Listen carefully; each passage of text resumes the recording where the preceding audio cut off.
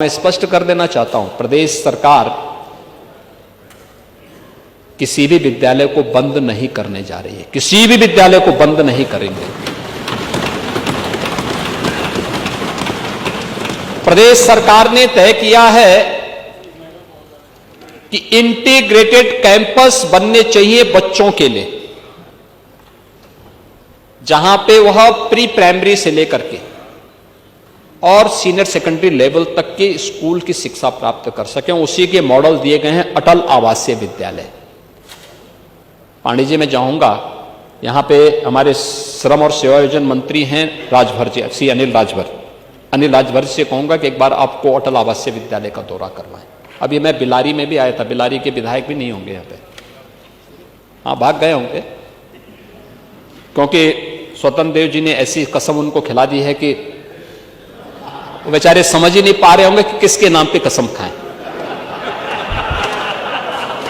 ऐसी कसम मत खिलवाया करे जी।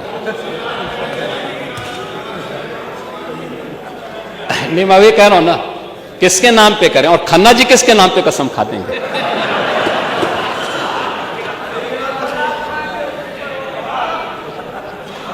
ये स्थिति है, ऐसा मत किया करिए भाई। आप तो घर में जो है, आप पता नहीं किन स्थितियों में रहते होंगे, लेकिन खन्ना जी के बारे में और कम से कम हमारे ये फहीम इरफान के बारे में तो आपको सोचना चाहिए। और बेचारा भी अपनी किस्मत को कोस रहा होगा कि आपने ऐसी कसम खिला दी। मैं बिलारी में गया था अटल आवासीय विद्यालय का उद्घाटन करने के लिए। आप देखिए ना उन बच्चों की, आप अपने बच्चों को तो विदेशों में भेजते हैं पढ़ने के लिए, श्रमिकों के बच्चों के विद्यालय को बंद करते थे, उनके लिए कोई सुविधा नहीं देते थे। आज श्रमिकों के बच्चों के लिए, निराश्रित हो चुके बच्चों के लिए अटल आवासीय विद्यालय हम बना चुके हैं। और यही नहीं बना रहे हैं, कैंपस जो हम बनाने जा रहे हैं, अभी सीएम अभ्युदय विद्यालय, पीएम श्री विद्यालय और सीएम कंपोजिट विद्यालय एक मॉडल बनने जा रहे हैं। कस्तूरबा गांधी विद्यालयों को भी अपग्रेड किया गया। 8वीं तक थे, गरीब परिवारों की बच्चियां पढ़ती थी, 12वीं तक की बच्चियां उसी कैंपस में पढ़ेंगी। सभी प्रकार की सुविधाओं को वहां पर सरकार ने उपलब्ध करवा दिया है, ये भी वहां पे उपलब्ध कराई गई। और 29,000 से अधिक जिन विद्यालयों की बात कर रहे हैं, 27,000 विद्यालय हैं, 27,000 विद्यालयों को हमने स्वेच्छा से इस बात के लिए कहा कि जो विद्यालय चाहेंगे, 50 से कम छात्र हैं तो 1 किलोमीटर के दायरे में, 1 किलोमीटर का दायरा बहुत लंबा नहीं होता। पांडे जी, आप 4-4 किलोमीटर जाते थे,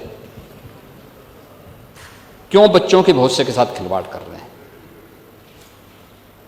उन विद्यालयों को इंटीग्रेटेड कैंपस, छात्र शिक्षक रेशियो ठीक हो जाए, छात्र शिक्षक रेशियो कम से कम 3 शिक्षक जरूर हो उन विद्यालयों में।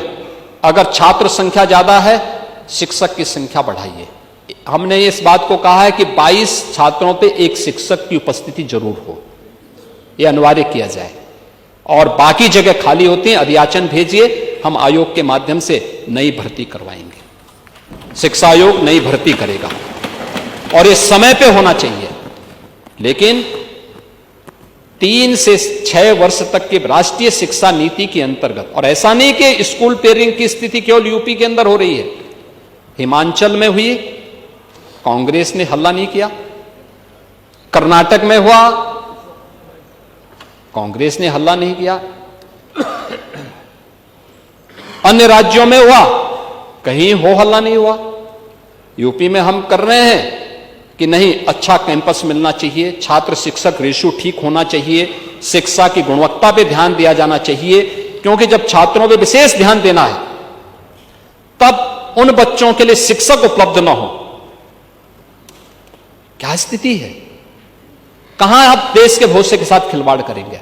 ऐसा नहीं कि पिछले 8 वर्ष में जो परिवर्तन किए गए इसके परिणाम, आज नीति आयोग इसको स्वीकार करता है।